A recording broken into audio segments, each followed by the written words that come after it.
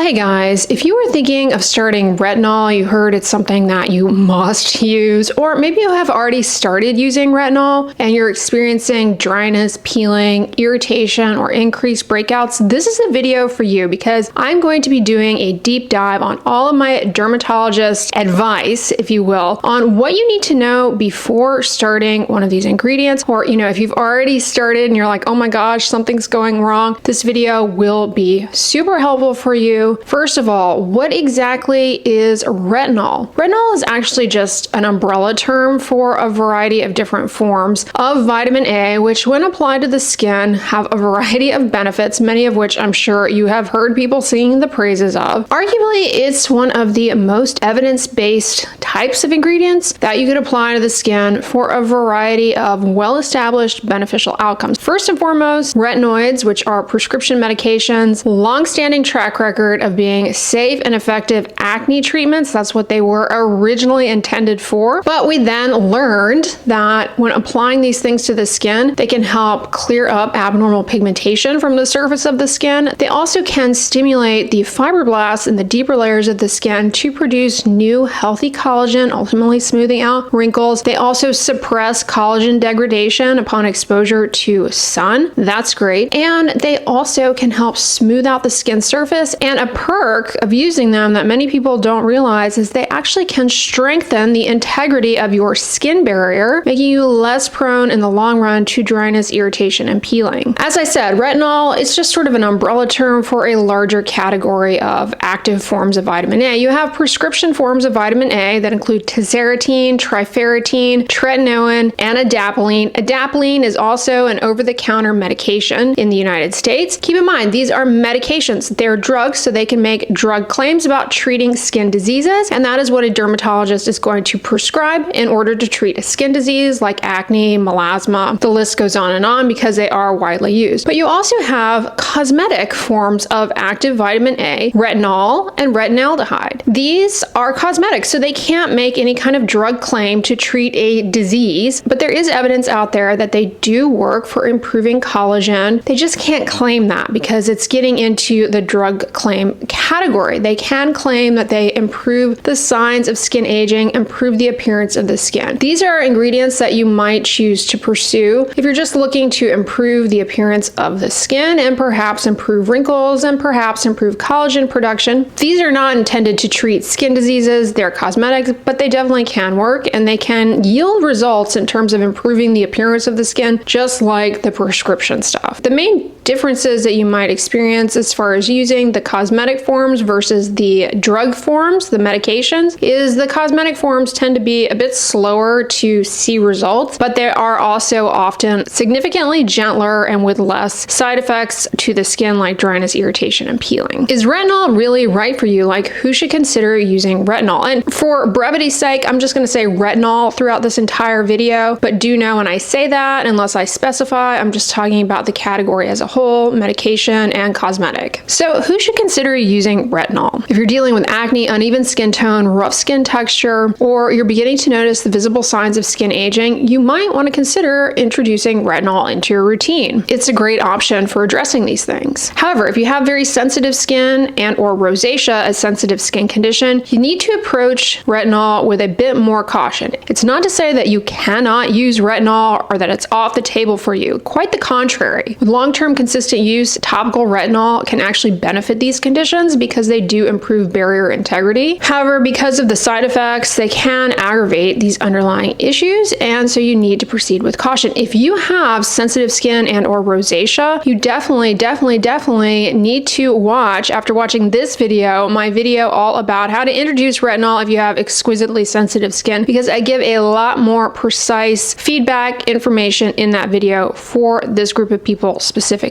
Who should not use topical retinol? Women who are pregnant. It is not advised to use topical retinol of any form when you are pregnant based on theoretical risk of harm to the unborn baby. Theoretical. Check out my video on retinol and pregnancy. I break down what I mean by theoretical there in detail. However, if you're not pregnant and you're breastfeeding, retinol is more than fine to use. Retinol, no matter the form, is safe to use while you're breastfeeding. Now, if you find out on this journey that your skin is too too sensitive to retinol, don't worry, I won't come to your house and arrest you. It is not a must-have. And there are alternatives out there that you could use to address many of these same skin concerns. Check out my video on retinol alternatives. Here's what can make or break your journey into retinol. Skin prep. Prepping your skin in advance of starting a topical retinol. And what do I mean by that? Well, the most common mistake that I see people making is jumping into introducing retinol when their skin is already dry, irritated. Maybe you've been using a lot of products, a lot of exfoliants. You're dealing with a dermatitis essentially, and then you go trying to remedy it with retinol, or you're just motivated at that time to use retinol. That is a fast track to flaking and discomfort. If that is you, take care of your skin barrier. Make sure you're using gentle skincare, moisturizers, and you want to cut out any background noise that might be irritating your skin, such as the aggressive use of mechanical exfoliants, chemical exfoliants even. You might want to just take a step back from those a few weeks before starting a topical retinol to make sure that your skin barrier is happy and not going to sabotage the retinol journey. Okay, how to actually apply retinol. So let's start with just putting it on your face. They always recommend a pea-sized amount or a pearl-sized amount. I find is a bit more of an accurate way to describe it, but you'll find though that peas vary in size quite a bit and that people's faces vary in size quite a bit. Some people need a little bit of a larger pea or pearl, others need less. The point of the recommendation is that you don't want to take the retinol and put a big glob of it on your face because a thick layer of it is unnecessary. You really just need a thin film, and using more just wastes the product and can increase the likelihood of irritation. So the amount kind of varies from person to person. You're going to be applying your retinol at nighttime. Now, there are some retinols that are fine to apply during the day, but many of them are unstable in the presence of daylight, and so it's advised to put them on at night. Not to mention, some of the physiology of your skin changes up a bit as you sleep at night, so you may get better results putting it on at night. One thing you want to avoid, especially when you are introducing it and you're getting started with it, is always apply your retinol to dry skin. Don't put it on damp skin. Now, as you get accustomed to it down the road, it's fine to put it on damp skin. Putting it on damp skin can increase the irritation that you might experience with it. Alternatively, you could use what is described as the moisture sandwich method, where you apply moisturizer first, then you apply the retinol, then you apply moisturizer. This can help reduce the dryness and irritation. Now, here's a dermatologist tip that often gets missed. Well, you don't want to get retinol on your eyelids. You don't want to get it in the little creases around your nose, the corners of your mouth, or on your lips. It can be incredibly irritating in these areas in particular. So before putting your retinol on, in order to avoid it creeping into these areas, I do suggest putting a little bit of petroleum jelly ointment, Vaseline, Aquaphor, CeraVe healing ointment to these areas to prevent it from penetrating and accessing that skin, because it can be very irritating in the long run. But what about using retinol for crow's feet? Check out my video on using retinol around the eyes. I give a lot more information there above and beyond what I want to go into in today's video, but for beginner purposes, don't put it on your eyelids. Too drying, too irritating there. All right, one of the biggest myths that I hear about retinol is that it exfoliates the skin. Retinol doesn't exfoliate, it improves how your skin turns over. It improves the differentiation of the epidermis. And you're like, okay, whatever. Well, with long-term consistent use, basically the cells are maturing more efficiently. What that ends up doing is the outermost layer of the skin is really compact, tight, and smooth, as opposed to this sort of shredded wheat, basket weave, loosey-goosey stuff. Because of this, it smooths the skin surface, and for many people, eliminates the need to use an exfoliant. Exfoliants, like chemical exfoliants, get in and they dissolve kind of the glue between stuck together dry skin cells to exfoliate. Mechanical exfoliants just kind of rub off the shedding stuff. And so you may find, in other words, that with using a topical retinol, no matter the form, again, that because you get that compaction of the outermost layer, you don't need to use an exfoliant. Now, some people still do, and I have a video on how to reintroduce exfoliants into your routine once you have become accustomed to your topical retinol and you've been using it for a while and you decide, hey, I think I could use a little bit of exfoliation now. But for beginners who are just starting retinol, I suggest laying off of the exfoliants, especially in the first couple of weeks, because they will increase the likelihood that you experience significant irritation, dryness, peeling, redness, sensitivity. Likewise, I suggest stopping those chemical exfoliants a couple of weeks before pursuing the topical retinol journey to, again, reduce the likelihood of dryness, peeling, and irritation. How frequently should you use retinol? Well, when you're introducing it, I often suggest people to try introducing it slowly, every other night for the first few weeks, and then nightly as tolerated. That way, you give your skin a little chance to warm up to it, and it reduces the likelihood of dryness, peeling, irritation. Now, some people have to take this to an extreme and introduce it so slowly that it's more like a training camp where they use it once a week for a couple of weeks, then every other week. Some dermatologists say just go all in, okay? Just go all in, whereas others do support that more gentle approach. So you might get conflicting advice. There's no wrong way. Just know that slower will help reduce irritation, but slower will also delay gratification even more. The key is to just not overload your skin and overdo it.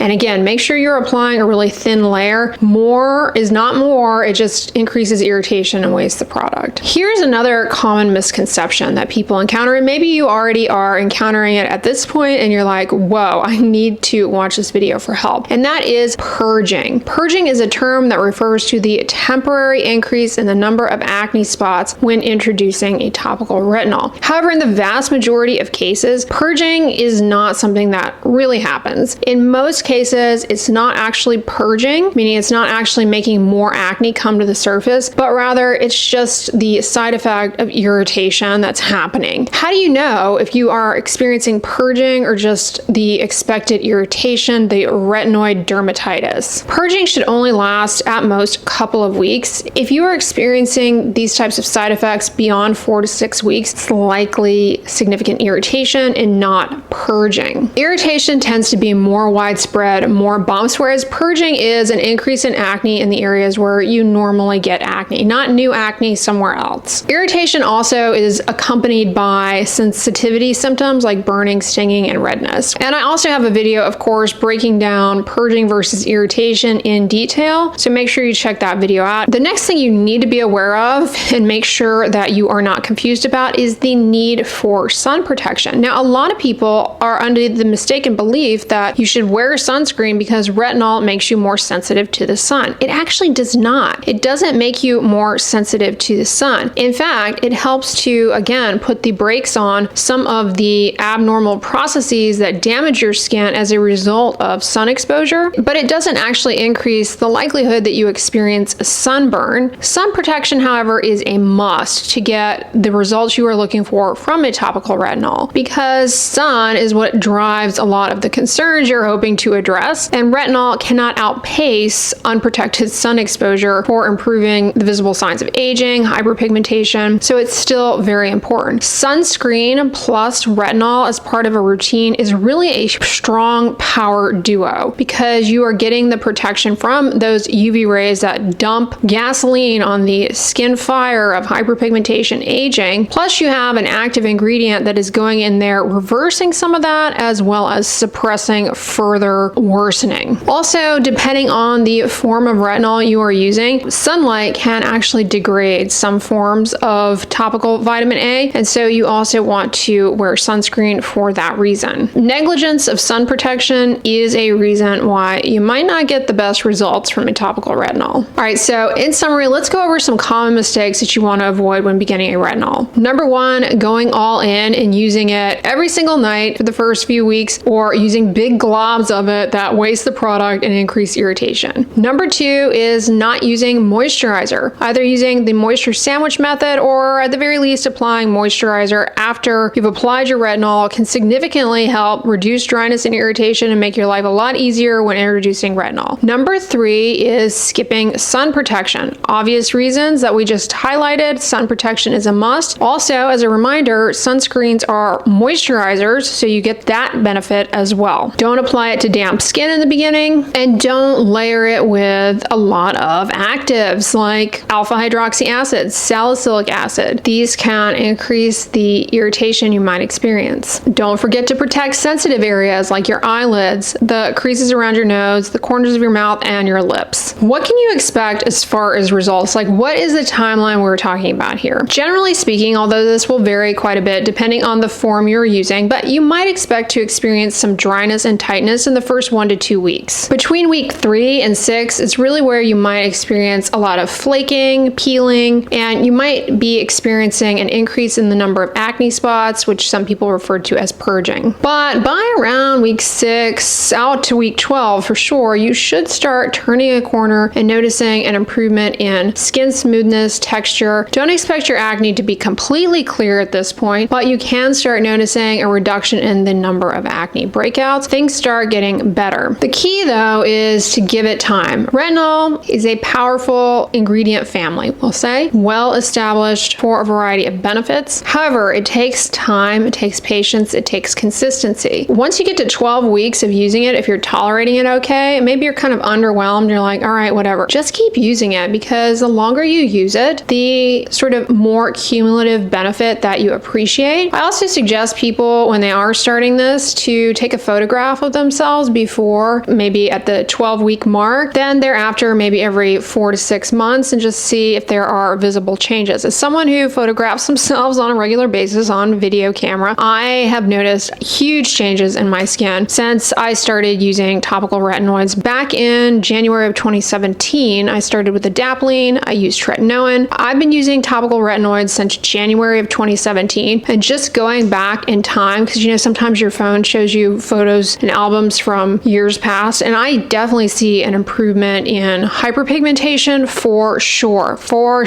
Huge change, as well as just skin smoothness, overall skin clarity. So I really hope this video has been useful to those of you who are starting retinol. Now, you may be wondering, what is a good cosmetic retinol? In the description box, I will link my go-to recommendations that I recommend, I have used myself. They come from brands that do a lot of R&D and have great formulas. If you want to hear some more myths about retinol so that you can go in with more knowledge, then check out the video on the end slate. But if you guys like this one, give it a thumbs up, share it with your friends, and as always, don't forget, sunscreen and subscribe. I'll talk to you guys tomorrow. Bye!